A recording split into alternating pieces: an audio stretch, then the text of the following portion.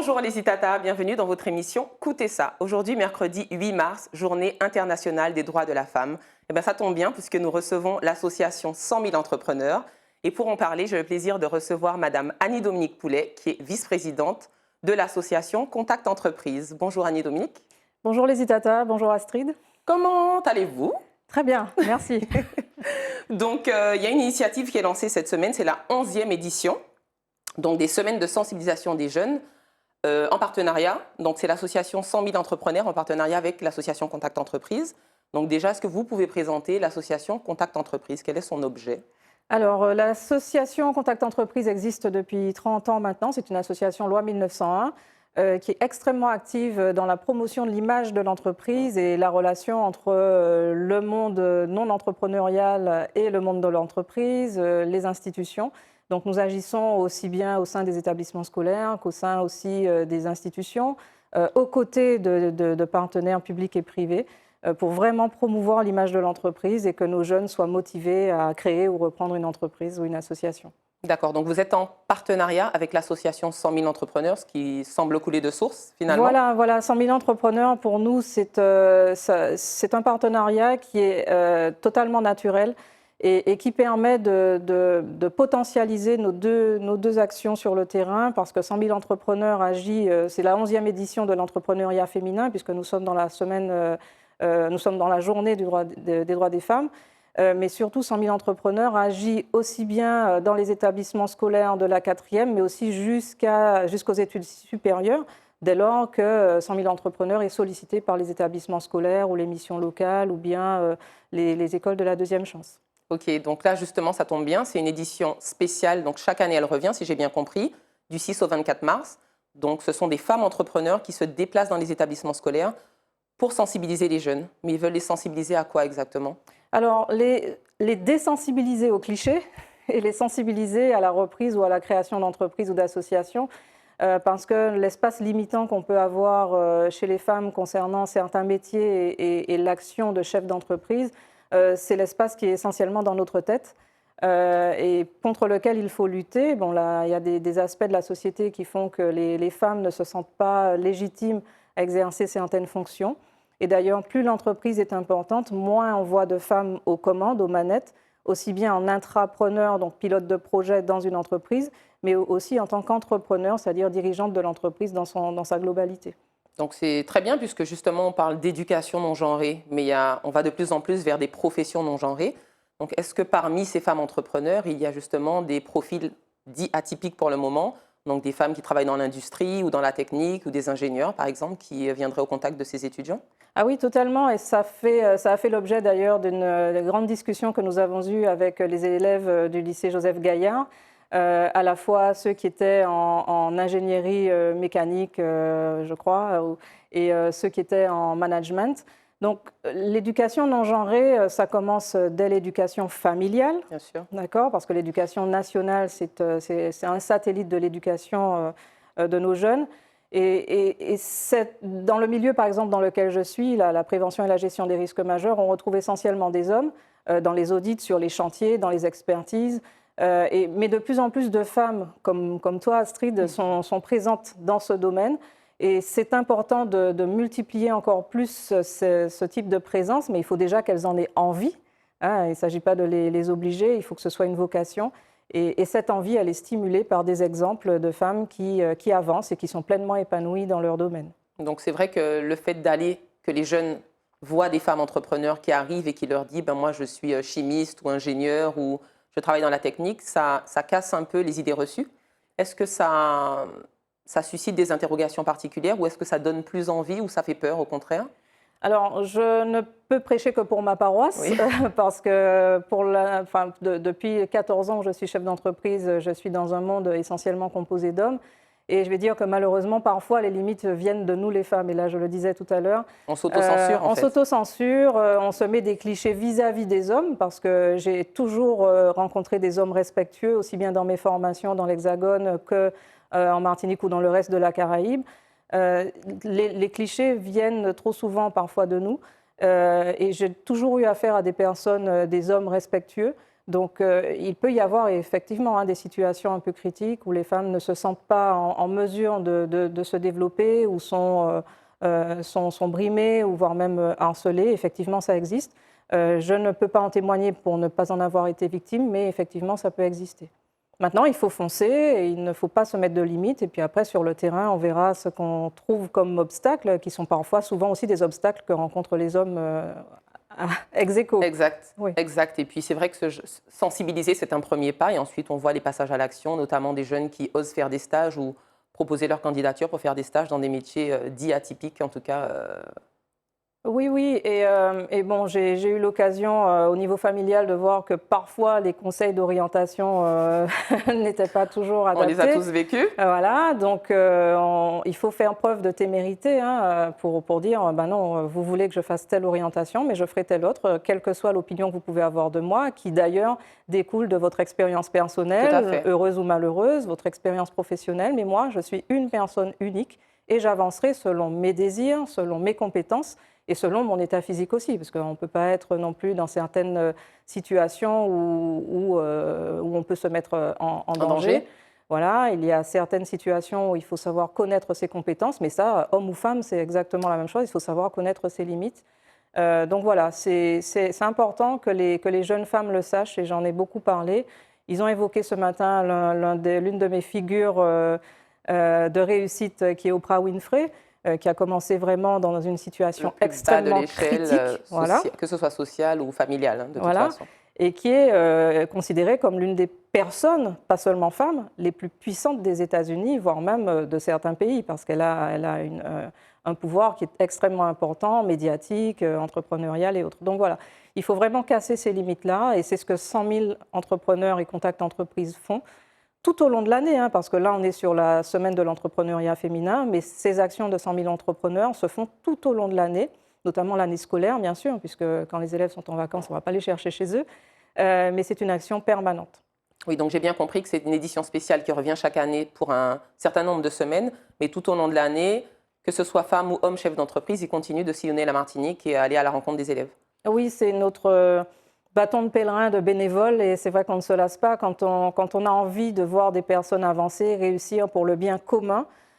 C'est important pour nous de ne jamais baisser les bras et de prendre, même si c'est une demi-heure, 1 heure, 2 heures, j'invite tous les chefs d'entreprise à le faire, à rencontrer les jeunes, parce que si dans une classe de 20 élèves ou 30 élèves, on arrive à susciter 5 vocations, on a gagné notre journée. Oui. Et c'est important sur les mois, sur les différentes classes qu'on va rencontrer. C'est important que ces jeunes-là se disent, bon ben voilà, je peux le faire, j'avance. Il y a plein de dispositifs qui sont mis en place par nos collectivités, par la CTM, par les EPCI, par les missions locales, etc. et par 100 000 entrepreneurs pour donner envie aux jeunes de créer, de reprendre ou même de changer de filière et d'aller sur des filières qui, soi-disant, ne leur ressemblent pas. Mais eux seuls savent à qui ils ressemblent. C'est ça. Est-ce que vous parliez d'Oprah Winfrey tout à l'heure? Est-ce qu'en Martinique, vous auriez des exemples de modèles de femmes inspirantes qui vous auraient, vous, par exemple, inspiré en tant que chef d'entreprise ou qui pourraient être inspirantes? Ou est-ce que vous-même, vous espérez être un modèle pour les futures femmes de Martinique? Alors, je vais vous donner un exemple qui n'est connu que du cercle familial. Je vais parler de Marguerite Cordémy, qui a commencé à travailler extrêmement jeune, qui vendait des fleurs, qui vendait des fruits et légumes, et qui a mené sa barque comme un chef, mais c'était une amie de ma grand-mère. Comme une chef? Voilà, non. Comme une chef, vous voyez. Et qui a mené sa barque vraiment extrêmement bien jusqu'à ses vieux jours, jusqu'à sa retraite. Ensuite, elle est partie visiter plusieurs pays du monde. Et pour moi, ce sont des figures comme ça. Je n'ai pas besoin de figures médiatisées. Même si Oprah Winfrey, bon, elle est légèrement médiatique, très légèrement. Très légèrement. Mais ce sont des exemples comme ça ça commence au sein de la famille, finalement. Voilà, qui me motivent, parce que pour avoir vu cette grande dame quand elle venait voir ma grand-mère et qu'elle se racontait leur journée, c'était pour moi extrêmement inspirant, parce que, par exemple, j'ai eu l'occasion de voyager avec elle à Cuba, et elle faisait plus d'affaires que moi qui parlais espagnol. Comme quoi? Donc vous voyez, avec son créole et son français, elle arrivait à ramener des choses qu'elle avait mieux négociées que moi, alors que je déroulais tout mon savoir en espagnol, et bon voilà, elle se moquait de nous. Donc ce sont vraiment des figures pour moi comme ça de femmes battantes sur le terrain et des Marguerite Cordémy, il y en a beaucoup encore en Martinique, hein, dans plusieurs domaines, des femmes marins-pêcheurs, des femmes cultivatrices, des femmes qui dirigent des associations et qui contre vents et marées et en se chargeant aussi, parce qu'il y a la charge mentale, Bien sûr. en s'occupant de leur famille, il faut aller aux rencontres parents-profs. Il faut emmener au sport, il faut avoir des temps d'échange entre nous, il faut ensuite aller chez le médecin, ensuite il faut revenir à la maison, il faut faire des choses avec une société qui est souvent monoparentale et pour laquelle la journée de travail peut durer très très longtemps. Il n'y a pas assez de 50 heures dans une journée. C'est ça. Voilà, pour tout boucler. Donc très bien, donc cette initiative d'aller vers les élèves, ça s'adresse à quel type d'établissement scolaire? Alors, tout type d'établissement scolaire à partir de la 4e, donc ça va de la 4e jusqu'au supérieur. Et comme je disais, le chef d'entreprise ou les enseignants contactent 100 000 entrepreneurs et en partenariat, soit avec Contact Entreprise, soit avec d'autres chefs d'entreprise, nous intervenons pour échanger avec les élèves et on apprend aussi énormément. Bien sûr. On apprend énormément et c'est aussi pour nous, chefs d'entreprise, important de recevoir aussi les messages, les tendances de nos jeunes, parce qu'on peut être la tête dans le guidon. C'est ça.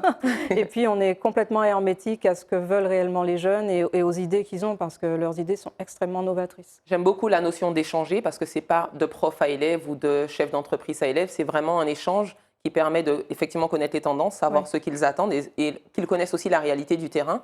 Et ça vous donne aussi des possibilités de faire évoluer l'entreprise ou de changer aussi. Hein. Je pense que ça peut être à l'initiative de changement de route pour certaines entreprises ou d'initiatives différentes de celles qu'elles ont l'habitude de faire. Voilà, et par exemple, à Contact Entreprise, nous initions très souvent des visites d'entreprise, à la fois pour les membres de Contact Entreprise, et 100 000 entrepreneurs est aussi dans cette même mouvance. Parce que ce qu'on voit à l'école, ce n'est pas forcément ce qu'on voit dans la réalité du terrain. J'ai fait des études supérieures de commerce et pourtant, quand j'ai créé mon entreprise, je me voyais toutes les après-midi au cinéma, je me voyais en voyage 10 mois dans l'année et ça a été un petit peu cassé comme cliché, un tout petit peu. Et donc que les jeunes viennent directement, parce que ce qu'on leur dit sur une fiche conseil d'orientation, ce n'est pas ce qu'ils vont voir en rejoignant une équipe de terrain, ce n'est pas ce qu'ils vont voir en voyageant. Ce n'est pas ce qu'ils vont voir en se confrontant vraiment à la négociation avec un fournisseur, à la relance d'un client, à la fabrication d'un produit quel qu'il soit. Et ça, c'est pour moi important, les visites d'entreprise, parce que ça casse pas mal de clichés. Encore une fois, je reviens aux jeunes femmes, puisque c'est leur semaine. Je reviens là-dessus parce que ça leur permet aussi de voir que quand on travaille, par exemple, dans un secteur qui est à 99% composé d'hommes, eh ben, on a toute sa place parce qu'on est reconnu comme un pair. P-A-I-R. D'accord. Et cette façon de casser les clichés, c'est pour moi inestimable. D'accord. Est-ce que vous pensez aussi aux élèves qui sont décrocheurs?